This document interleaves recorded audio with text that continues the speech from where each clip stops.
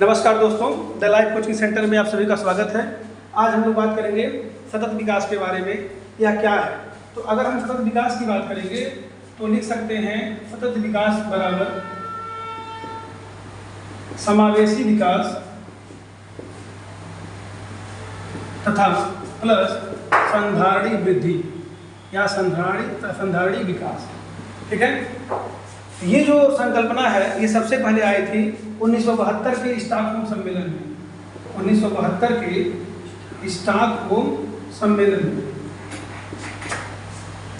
ये संकल्पना पहली बार आई थी। तो अगर परीक्षा पूछता है कि सतत विकास की संकल्पना कब आई थी, अच्छा ये होता क्या है, इसके बारे में अभी हम बताएंगे। पहले इसकी हम रूपरेखा जानते हैं कि कैसे आई, कब आई और क्या इसके पीछे तात्पर्य था इसका। ठीक है ना, रूपरेखा के बारे में पहले समझ लेते हैं। तो इसकी सबसे पहले जो संकल्पना है वह आई थी कब, 1972 में आई थी। और ये स्वीडन एक देश है, उसकी राजधानी स्टॉकहोम है, वहाँ से आई थी कब, 1972 में। और इसमें ये कहा गया कि सतत विकास को बढ़ावा दिया जाए। क्या है अभी हमको पता नहीं है, हम अभी समझेंगे। किसको बढ़ावा दिया जाए? सतत विकास को बढ़ावा दिया जाए। और इसमें यह भी कहा गया कि सतत विकास के साथ साथ हम पर्यावरण पर भी ध्यान देंगे। और ये कहा गया कि 5 जून को क्या मनाया जाए, पर्यावरण दिवस मनाया जाए। और इसके ठीक एक साल बाद दोस्तों 5 जून 1973 से क्या मनाया जाना स्टार्ट हो गया, पर्यावरण दिवस मनाया जाना क्या हो गया, स्टार्ट हो गया। ठीक है, बहुत ही इंपॉर्टेंट सेक्शन है आज का, ध्यान से समझेंगे इसको। और यहाँ से परीक्षा में हर हाल में आएगा। तो पहला प्रश्न ये है कि पर्यावरण दिवस कब मनाया जाता है? 5 जून को मनाया जाता है। कब से मनाया जा रहा है? 1973 में। और किस सम्मेलन के तहत यह फैसला लिया गया? तो स्टॉकहोम सम्मेलन के तहत इसका फैसला लिया गया। इतना ही नहीं, इसी समय एक संस्था का गठन हुआ था जिसका नाम था UNEP, united nation environment programme. ठीक है, इसकी स्थापना की गई थी। तो इस सम्मेलन में स्टॉकहोम में क्या था, हमारे देश की प्रधानमंत्री इंदिरा गांधी भी बैठी थी और वहाँ से उन्होंने कुछ सीख लिया। और जब वो भारत में आई तो उन्होंने तमाम कार्य किए। जैसे उन्होंने 1972 में ही, ठीक है, लाइन प्रोजेक्ट पे काम किया, मतलब शेर प्रोजेक्ट पे, मतलब शेर को बढ़ावा देने के लिए, शेर को संरक्षण करने के लिए, उनकी जो प्रजाति है उनको बचाने के लिए 1972 में लाइन प्रोजेक्ट स्टार्ट किया। और ठीक एक साल बाद 1973 में टाइगर प्रोजेक्ट की भी स्टार्ट किया। कौन? इंदिरा गांधी ने। आगे चल के पर्यावरण संरक्षण अधिनियम बनता है। ठीक है, 1986 जल संरक्षण अधिनियम बनता है, वायु संरक्षण अधिनियम बनता है, जल बनता है 1974 में, वायु बनता है 1981 में, याद रखिएगा। ठीक है, जल बनता है 1974 में, जल संरक्षण अधिनियम 1974 में, वायु संरक्षण अधिनियम 1981 में, पर्यावरण संरक्षण अधिनियम 1986 में। और ये जितना भी बना, जितना भी, जैसे हाथी परियोजना है कब, 1992 में हाथी परियोजना, ये जितना भी रूपरेखा बनाई गई कब, 1972 के बाद। और ये सारा दिन किसका है? स्टॉकहोम सम्मेलन का है। ठीक है ना। और इसी सम्मेलन में सबसे पहले किसकी बात की गई थी? सतत विकास की बात की गई थी। अब इसके बाद और कहानी इसकी आगे कहाँ बढ़ती है। आगे चलते 1990 में एक व्यक्ति थे जिनका नाम था कोफी अन्नान। आप लोग कमेंट बॉक्स में मुझे बताएंगे कि ये कोफी अन्नान कौन थे। ठीक है, ये बहुत ही परिचित व्यक्ति हैं, कोफी अन्नान के बारे में बताएंगे। लेकिन कोफी अन्नान से पहले भी हम चलते हैं। 1987 में एक समिति बनी थी जिसका नाम था ब्रंटलैंड समिति। और इस समिति ने एक रिपोर्ट दिया और रिपोर्ट का नाम था दोस्तों हमारा साझा भविष्य। हमारा साझा भविष्य मतलब आपने क्या समझा अभी तक कि सतत विकास की सबसे पहले परिकल्पना कब आई? 1972 के स्टॉकहोम में। लेकिन आधुनिक परिकल्पना कब आती है? 1987 में आती है। ब्रंटलैंड समिति द्वारा एक रिपोर्ट जारी होती है जिसको बोलते हैं आवर कॉमन फ्यूचर, हमारा साझा भविष्य। और इस रिपोर्ट में सबसे अधिक जोर किस पे दिया गया? सतत विकास पे जोर दिया गया। बार बार मन में ये प्रश्न बन रहा है कि ये सतत विकास क्या होता है। अभी समझेंगे, पहले इसकी रूपरेखा समझ लेते हैं, फिर समझेंगे क्या होता है, ताकि आसानी से आपको समझ में आए। तो पहला क्या हुआ आपका दोस्तों? 1972 में स्टॉकहोम सम्मेलन हुआ। 1987 में क्या हुआ दोस्तों? ब्रंटलैंड समिति हुआ। आगे चल के 1990 में कोफी अन्नान सलेंद्र जी बताएंगे कोफी अन्नान कौन थे? ठीक है, चलिए आप लोग कमेंट बॉक्स में बताएंगे कोफी अन्नान। इन्होंने सतत विकास पे ज़्यादा जोर दिया और इसके साथ साथ इन्होंने MDG पर भी जोर दिया। ठीक है ना, सहस्त्राब्दी विकास लक्ष्य, मिलेनियम डेवलपमेंट गोल पे लक्ष्य दिया। और आगे चल के ठीक 1992 में पृथ्वी शिखर सम्मेलन होता है। पृथ्वी शिखर सम्मेलन, गारंटी देता हूं अगर ये पूरा वीडियो देख लेंगे आपको एक साल में जो परीक्षा देंगे वहाँ से एक क्वेश्चन आना तय है, फिक्स है, एक प्रश्न यहाँ से आएगा।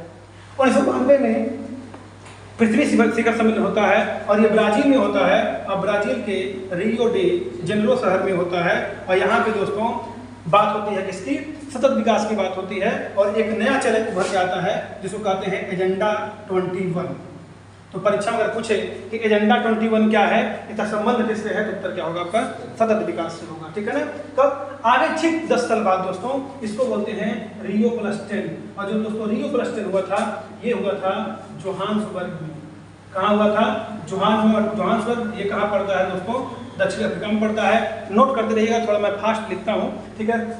तो जो रियो प्लस 10 हुआ था वो हुआ था जोहान्सबर्ग में हुआ था, दक्षिण अफ्रीका में हुआ था। और चूंकि ये हुआ था 1992, अब प्लस 10 मतलब कब? 2002 में। तो भी परीक्षा में क्वेश्चन पूछा हुआ है कि रियो प्लस 10 कहाँ हुआ है? जोहान्सबर्ग में हुआ है। और यहाँ पे दोस्तों किसकी बात की गई? MDG की बात की गई, मिलेनियम डेवलपमेंट गोल, सहस्त्राब्दी विकास लक्ष्य की बात की गई। और इसमें कुछ 8 गोल रखे गए। इसमें कुल कितने गोल रखे गए? 8 गोल रखे गए कि हाँ इन उद्देश्यों को हम प्राप्त करके इसको प्राप्त कर लेंगे, सतत विकास लक्ष्य को प्राप्त कर लेंगे। अब हम रुक जाते हैं, हम समझते हैं पहले कि सतत विकास क्या होता है। मैंने यहाँ पे लिखा है कि सतत विकास बराबर क्या होता है? समावेशी विकास प्लस संधारणी विकास। समावेशी मतलब ये कि पंक्ति के अंतिम छोर तक जो व्यक्ति बैठा है वहां तक सरकार की सारी योजनाओं का पहुंच हो, जात पात ऊंच नीच भेदभाव कहीं पे कुछ ना हो, सबके साथ समान व्यवहार किया जाए। ये कौन सा विकास है दोस्तों? समावेशी विकास है। लेकिन अगर हम विकास कर रहे हैं और विकास करने के होड़ में हम पर्यावरण को ध्यान नहीं देंगे तो वो विकास किसी काम लायक नहीं है। आज हमने सारा जल जमीन से निकाल लिया, हमने वायु का प्रदूषण कर दिया, हमने खनन से सारी चीजें निकाल ली, तो क्या हमारा भविष्य खतरे में नहीं है? बिल्कुल खतरे में है। तो अगर हम आज विकास करते हैं, आने वाला भविष्य खतरे में हो, तो ऐसे विकास को विकास नहीं बोला जाता है। इसीलिए सतत विकास की संकल्पना आई और यह ऐसा विकास है जिसमें व्यक्ति का भी लाभ हो और पर्यावरण का भी लाभ हो और दोनों को साथ लेके चले, ताकि आने वाली पीढ़ियां क्या हो, हमारे लिए गर्वान्वित महसूस करे कि हाँ कि जो आगे की जो पीढ़ी आ रही है उसके लिए भी हम कुछ बचा के रखें। ठीक है ना? अर्थात यहाँ पे किसकी बात चली है? यहाँ पे बात चली है पर्यावरण संरक्षण की बात चली है कि पर्यावरण को संरक्षण करते हुए हम किसका विकास करेंगे? स्वयं का विकास करेंगे, समाज का विकास करेंगे, देश का विकास करेंगे, विश्व का विकास करेंगे। और ऐसे विकास को क्या बोला गया? सतत विकास। फिर से रिपीट करता हूँ, सतत विकास में क्या है? हमारा भी विकास है और प्लस किसका विकास है? पर्यावरण का विकास है। पर्यावरण की छत को करते हुए, पर्यावरण की छत करते हुए अगर हम अपना विकास कर रहे हैं तो ऐसे विकास को समावेशी विकास नहीं बोला जाएगा। अब आते हैं सबसे पहले संकल्पना कब आई? 1972 में। आधुनिक कब आई? ब्रंडलैंड कमीशन में। आगे कौन बोला? कोफी अन्नान ने बोला। किसकी बात किया? MDG की बात किया। कुल कितने गोल हैं दोस्तों इसमें? 8 गोल है। MDG का फुल फॉर्म कमेंट बॉक्स में बताएंगे, बता चुका हूँ। इसके साथ साथ बताएंगे कोफी अन्नान कौन थे। 1992 में पृथ्वी शिखर सम्मेलन, 1992 में पृथ्वी शिखर सम्मेलन हुआ। कहाँ पे हुआ? ब्राजील के रियो डी जेनेरो शहर में हुआ। यहाँ पे किसकी बात की गई? एजेंडा 21 की बात की गई। एजेंडा 21 का संबंध किससे है? सतत विकास से है। आगे चल के रियो प्लस 10 हुआ। इसमें जो है कहाँ पे हुआ? ये जोहान्सबर्ग में हुआ। कहाँ पे है? ये दक्षिण अफ्रीका में है। और यहाँ पे 8 गोल लागू कर दिए गए। SDG के 8 गोल लागू कर दिए गए, सॉरी MDG के 8 गोल लागू कर दिए गए। अब ठीक 20 साल बाद अर्थात रियो प्लस 10 के 10 साल बाद और रियो डी जेनेरो यानी पृथ्वी शिखर सम्मेलन के ठीक 20 साल बाद क्या हुआ? ये सम्मेलन फिर से दोबारा ब्राजील में होता है और रियो डी जेनेरो में होता है और उसे बोला गया रियो प्लस 20। तो दोस्तों रियो कब हुआ था? रियो हुआ था 1992 में। रियो प्लस 10 कब हुआ दोस्तों? ये हुआ सन 2002 में। और रियो प्लस 20 कब होता है? ये फिर से कहाँ होता है? ब्राजील के रियो डी जेनेरो शहर में होता है। और यहाँ पे ये कहा गया कि जो हम MDG लागू किए हैं, क्या लागू किए हैं दोस्तों? MDG लागू किए हैं, इसकी जगह पे हम क्या लागू करेंगे? SDG लागू करेंगे, सस्टेनेबल डेवलपमेंट गोल यानी सतत विकास लक्ष्य। और इसमें दोस्तों कुल 17 लक्ष्य रखे गए और यहाँ से परीक्षा में खूब प्रश्न बने हैं। और इसका जो डेट रखा गया वो रखा गया सन 2016 से लेकर सन 2030। और ये जो चला था दोस्तों, ये चला था सन 2015। इसमें कुल कितने लक्ष्य थे? 8 लक्ष्य थे। और इसको खत्म करके दोस्तों लाया गया SDG और कहा गया कि हम 17 लक्ष्य को प्राप्त करेंगे। और जब हम 17 लक्ष्य को प्राप्त करेंगे तो हमारा अपने आप कैसा विकास हो जाएगा? सतत विकास हो जाएगा। कहीं ऐसा ना हो कि हम सारा पानी खर्च कर दें और आने वाली पीढ़ी पानी के लिए मर जाए। कहीं ऐसा ना हो कि हम सारा जो है सॉइल पोल्यूशन कर दे और आने वाली पीढ़ी को भोजन तक न मिले। कहीं ऐसा ना हो कि हम सारा जो है वायु जो है मिट्टी अगर कर देते हैं तो अनाज नहीं पैदा होगा, वायु कर देंगे तो लोग सांस लेने लोगों को प्रॉब्लम होगी। तो इसके लिए दोस्तों 17 गोल अपनाए गए और भारत भी दोस्तों इसके लिए क्या है, तत्पर है, हर देश तत्पर है। आपको भी तत्पर होना पड़ेगा, हमको भी होना पड़ेगा, परिवार को होना पड़ेगा, समाज को होना पड़ेगा और एक जो है राज्य को होना पड़ेगा और एक देश को होना पड़ेगा। कौन सा गोल है? 17 गोल है। सर ये 17 गोल कैसे कैसे हैं, इनके बारे में समझते हैं। तो पहला गोल है दोस्तों गरीबी। अगर आप गरीबी खत्म कर देंगे तो हमारा एक गोल टारगेट हो जाएगा। दूसरा है भूखमरी, भूखमरी खत्म कर देंगे तो दूसरा गोल हो जाएगा हमारा। तीसरा है स्वास्थ्य, चौथा है शिक्षा। अब आइए हम उस गोल के बारे में सोचते हैं कि ये गोल कौन कौन से हैं। ठीक है,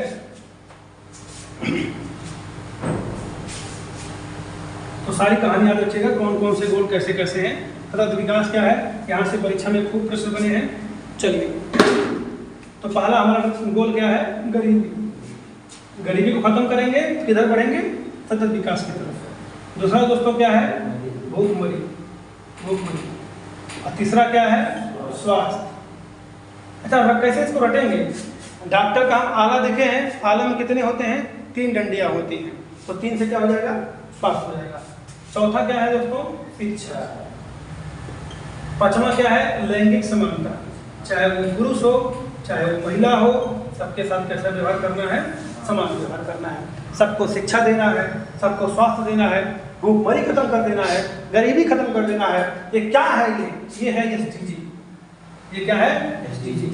ये हुआ 5। और भी जानते हैं क्या क्या है, देखिए ध्यान से।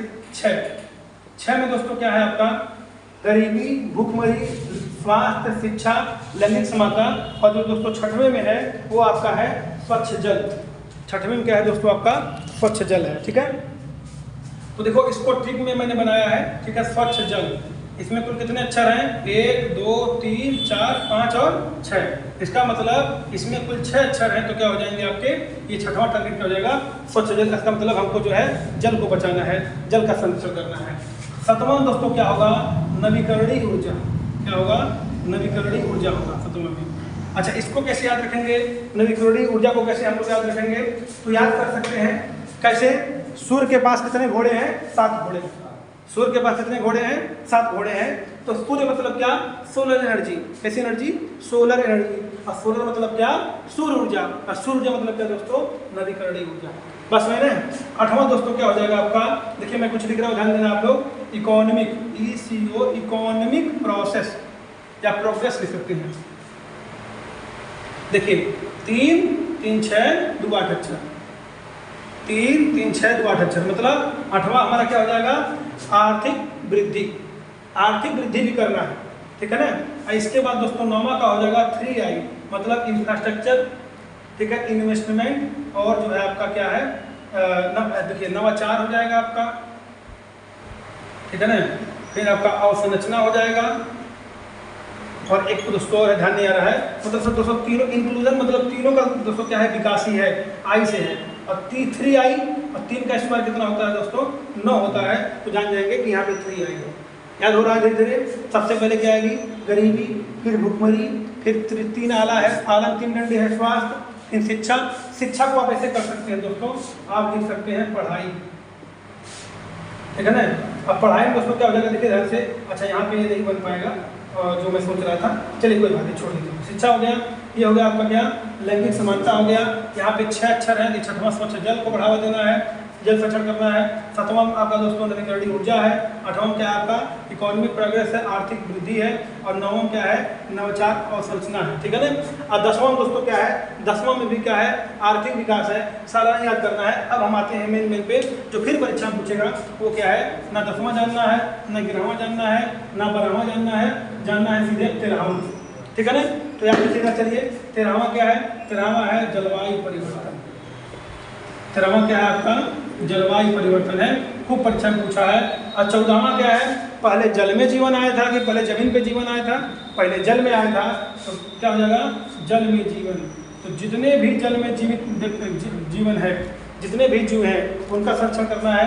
जल के बाद कहाँ जीवन आया था, जमीन पे आया था। तो क्या हो जाएगा दोस्तों, थल में जीवन। क्या हो जाएगा, थल में जीवन हो जाएगा, ठीक है ना। और सबसे लास्ट वाला दोस्तों क्या होगा, देखिए 16 है और क्या है 17 है। 16 में बताता हूँ आपको, 16 है शांति न्याय एवं मजबूत संस्थान, शांति न्याय एवं मजबूत संस्थान, ठीक है। और जो आपका 17वां लक्ष्य दोस्तों क्या है, वैश्विक भागीदारी, मतलब सबकी भागीदारी हो।